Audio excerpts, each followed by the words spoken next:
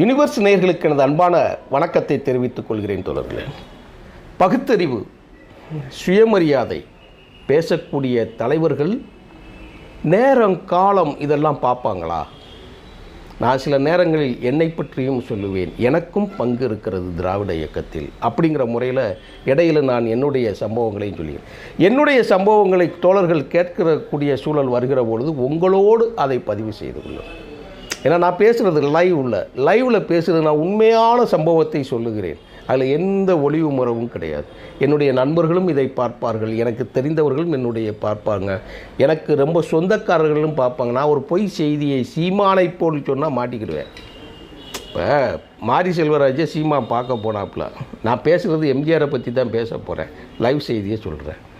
பைசனில் போய் பார்க்க போகும்போது எப்போ யாராவது இறந்து போயிட்டாலே சொல்லுவாங்க, ஐயையோ எனக்கும் சீமானுக்கும் எந்த சம்மந்தம் இல்லைன்னு ஒரு லெட்ரு வர்ற மாதிரி இணையங்களில் பரவல் வரும். இப்போது மாரி செல்வராஜ் பைசன் படத்துக்கு போய் பார்க்க போகும்போது சீமான் சொல்லியிருக்காப்புல, என்ன சொல்லியிருக்காரு தெரியுமா? நானும் கபடி விளையாட போகும்போது எங்கள் அப்பா வந்து என்னை அருவாளை தூக்கிக்கிட்டு வெட்ட வருவாருன்ற.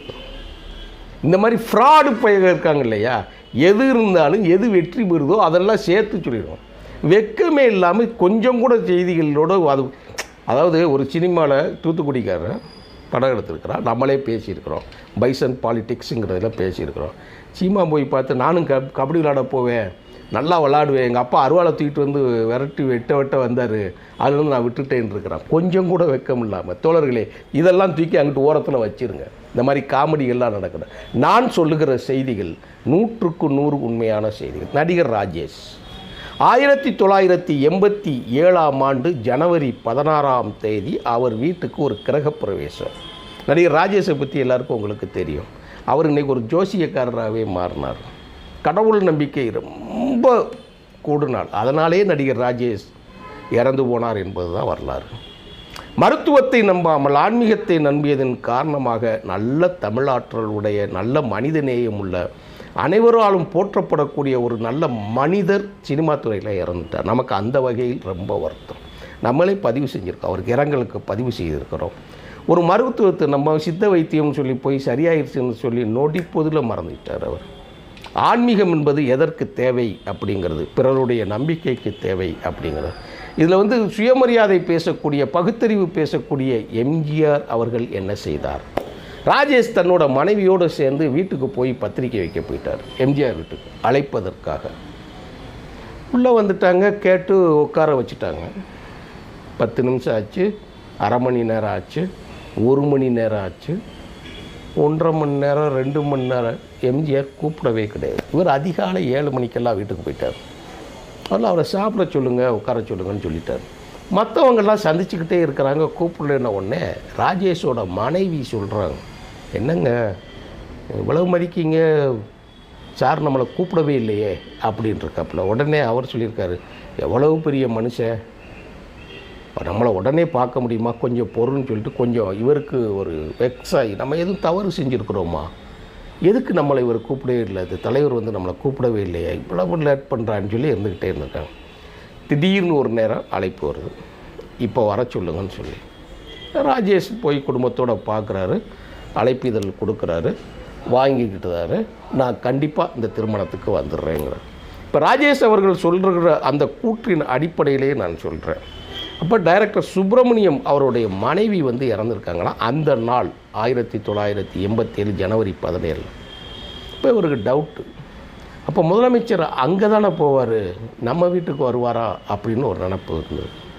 ஆனால் மிக முக்கியமான மரணம் என்று இருந்தால் கூட காலையில் வீட்டு கல்யாணத்துக்கு கிரகப்பிரவேசத்துக்கு எம்ஜிஆர் வந்துடுறார்.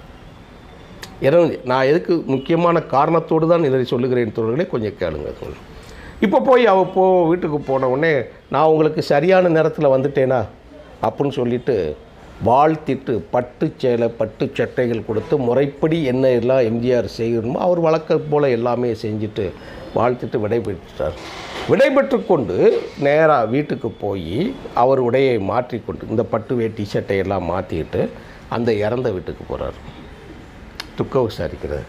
அதுக்கு மறுநாள் செய்திகளில் வந்துடும் இல்லையா, அந்த செய்திகளில் வந்து அப்படியே படித்து பார்த்து எல்லாம் முடிக்கும்போது அப்போது ஒரு துக்க வீட்டிற்கு சென்றுவிட்டு நம்மளுடைய நல்ல காரியமான வீட்டிற்கு கிரகப்பிரவேசத்துக்கு வரக்கூடாது என்பதற்காகத்தான் இந்த செய்தி இருக்குன்னு ராஜேஷ் புரிஞ்சுக்கிட்டார். ஆனால் ஒரு நிகழ்ச்சியில் அவரோடு இருந்த உதவியாளரை சந்திக்கக்கூடிய வாய்ப்பு இருக்குது. இப்போ பேசும்போது, அன்னைக்கு நீங்கள் வந்து வீட்டில் ரொம்ப கஷ்டப்பட்டீங்களா ராஜேஷ் அப்படின்றார். ஆமாம், தலைவர் ரொம்ப நேரம் உங்களை உட்கார வச்சது ஏன்னு தெரியுமா உங்களுக்கு அப்படின்னு. இல்லைங்க, என் ஒய்ஃபு கூட ரொம்ப வருத்தப்பட்டாங்க, எனக்கு என்ன சொல்கிறதுனே தெரியல, எனக்கும் அந்த நெருடல் இருந்துக்கிட்டே இருக்குது, நம்ம ஏதாவது ஒரு தவறு செஞ்சுருக்கிறோமா, இல்லை தலைவர் எதுவும் நமக்கு சிக்னல் கொடுக்குறாரா அப்படின்னு சொல்லியிருக்குன்னு கேட்கும்போது, அப்படியெல்லாம் இல்லை ராஜேஷ், நீங்கள் நல்ல காரியத்திற்கு நீங்கள் வர்றதுனால ராகு கேது காலம் பார்த்து பத்திரிக்கை வாங்கணும் அப்படிங்கிற ஒரு முடிவில் தான் உங்களை வந்து 10:30 மணிக்கு மேலே தான் நல்ல நேரம் அப்படின்னு சொன்னதுனால உங்களுடைய பத்திரிக்கையை 10:30க்கு வாங்குவதாக முடிவு செய்து தான் உங்களுக்கு 2:30 மணி நேரம் 3 மணி நேரம் கேப் ஆயிடுச்சுங்க. அப்போ தலைவர் இதை என்கிட்ட சொல்லியிருக்கலாமே ஏன் அப்படின்னு சொல்லும்போது, உங்களுக்கு இந்த இடத்தில் இன்னொரு செய்தியும் நான் சொல்கிறேன். இந்த கேள்வியை நானே கேட்டேன். யார்? தலைவரோட எம்ஜிஆரோட உதவியாளர் சொல்கிறார். இந்த கேள்வியை நானே கேட்டேன், பல முறை சொன்னேன். ராஜேஷ் வெயிட் பண்ணுறாரு, நீங்கள் அதை வாங்கி பத்திரிக்கையை வாங்கி அனுப்பிடலான்னு இருக்க சொல்லுங்கன்ட்டார்.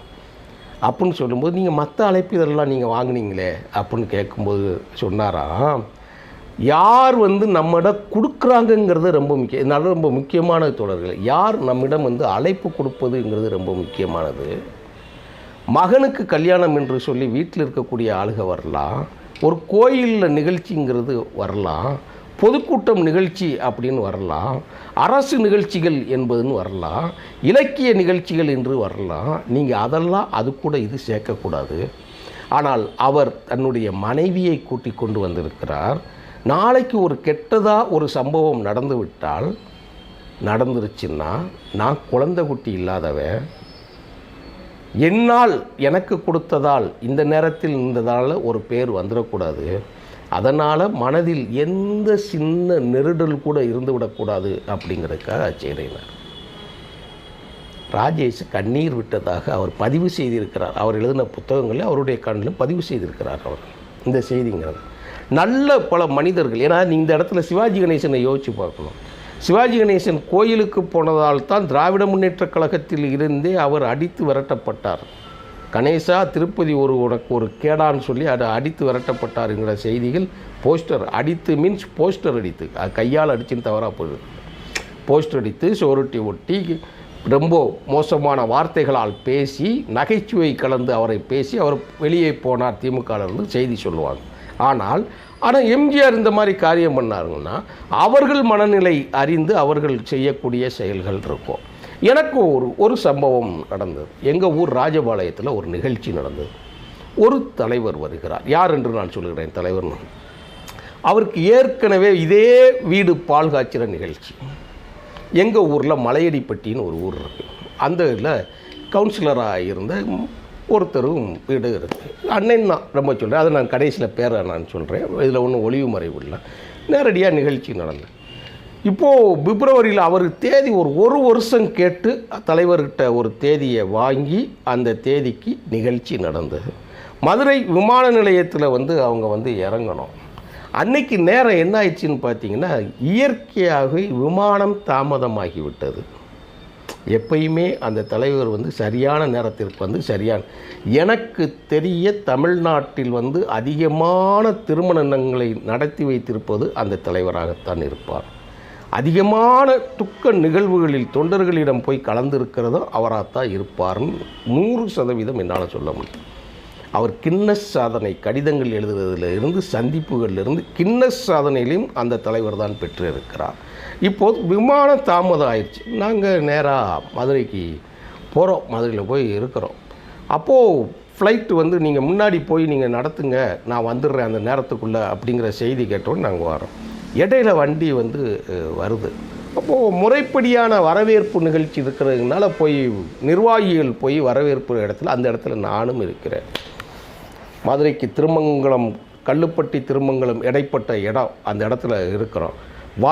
ஒன்று கூட வாங்கலை. நீங்கள் வாங்க டைம் ஆகுதுன்னு சொல்லிட்டு என்ன பண்ணாங்கன்னா, கார் சும்மா 100-120 பறக்கு. என்னால் வண்டி ஓட்ட முடியலை. சல்லுன்னு சட்டுன்னு ராஜபாளையம் வந்து அந்த தொண்டரோட வீட்டுக்கு வந்து அந்த தலைவர் வந்து சேர்ந்து அந்த நல்ல நேரம் முடிகிற அந்த பத்திரிக்கையில் நல்ல நேரம் இருக்கு இல்லையா, அந்த கடைசி 5 நிமிடத்திற்குள் வந்தது அவர் அந்த தொண்டர் அப்படியே இருக்கிறார். வீடு அவர் கோடி ரூபாய்க்கு மேலே கட்டிப்பட்டு இருக்கக்கூடிய வீடு. அந்த வீட்டில் வந்து கரெக்டாக அந்த நேரத்தை வந்து ரிப்பனை கட் பண்ணி வச்சுட்டு உள்ளே நுழைஞ்சு அந்த தலைவர் சொன்ன வார்த்தை என்ன தெரியுமா? சரியான நேரத்திற்கு நான் வந்துட்டேன் தெரியுங்களா, யோகம் அப்படின்னு சொல்லி சொன்னார். அவர் பேர் யோகசேகரன் தொண்டர் பேர். அந்த தலைவர் பேர் வைகோ அவர்கள். மிக சரியான நேரத்துக்கு வந்துட்டேன்ல. நான் அந்த குத்து விளக்கு ஏற்றுறோம் இல்லையா, அந்த இடத்துல நானும் இருப்பேன். அந்த இடத்துல மிக வேகத்தில் தான் நேசிக்கக்கூடிய தொண்டர்களை, தன்னை நேசிக்கக்கூடிய தொண்டனை, அவருக்கு என்ன காரணம் என்ன சொல்லுவாங்க அப்படின்னு சொல்லி கேட்டால், நீங்கள் நல்ல நேரம் கெட்ட நேரம் பார்க்காத தொண்டராக இருக்கலாம், ஆனால் உங்கள் மனைவி உங்கள் பிள்ளைகளை கெட்டி கொடுக்கக்கூடிய இடம், உங்கள் தாய் தந்தையர், உங்கள் மாமன் மச்சான் உறவினர்கள், அவர்களெல்லாம் நல்ல நேரம் பார்த்து இருப்பார்கள். நாளை ஏதாவது உங்களுக்கு ஒரு சிறு துன்பம் வந்தாலும் இந்த நிகழ்வு உங்கள் வாழ்க்கையில் தடையூறாக இருக்கக்கூடாது, தடையாகவும் இருக்கக்கூடாது என்பதை சொல்லவே நான் நேரில் காதில் கேட்டவன் என்றதனால் நான் சொல்லுகிறேன். நல்ல தலைவர்கள் நல்ல தொண்டர்களை எப்படி வைத்திருக்க நேசிக்கும், தான் குடும்பத்தில் தான் நடக்கிறது மாதிரி வைப்பாங்க. ஆனால் இன்றும் அந்த தலைவருக்கும் வைகோவுக்கும் எம்ஜிஆருக்கும் என்ன தொடர்புன்னு கேட்கலாம். எம்ஜிஆர் தான் நடித்த திரைப்படங்களில் கடைசி வரை சினிமாவில் கூட சாமியார் வேஷம் போடாதவர். வைகோ தன் காலத்தில் தந்தை பெரியார் மறைந்தும் கூட இன்றும் நாளையும் நீங்கள் பார்க்கலாம், பெரியார் சொன்ன அந்த கருப்பு துண்டோடு தமிழ்நாட்டில் நடமாடும் ஒரே தலைவர் வைகோ அவர்கள் மட்டும்தான். 2 பெரும் திராவிட இயக்கங்களும் தன்னை நேசித்த தொண்டர்களை, மக்களை நேசிக்கக்கூடிய மனிதர்களாகவும், நல்ல நேரங்களுக்கும் கெட்ட நேரங்களுக்கும் தொண்டர்களின் மனநிலையில் இருந்து பார்த்து அவர்களுக்கு நல்ல செயல் செய்ய வேண்டும் என்று அவர்கள் முற்படுவதையும் நம்ம யோசிச்சுக்கிடணும். அதனால தான் நானே சில விஷயங்கள் கூட, நான் முழு திராவிட இயக்கத்தின் பகுத்தறிவாதியாக இருந்தாலும், சுயமரியாதை திருமணமாக நான் முடித்திருந்தாலும், பிறர் நிகழ்வுகளுக்கு நான் இந்த தலைவர்களைத்தான் நான் பின்பற்றுகிறேன் தோழர்களே. நன்றி, வணக்கம் தோழர்.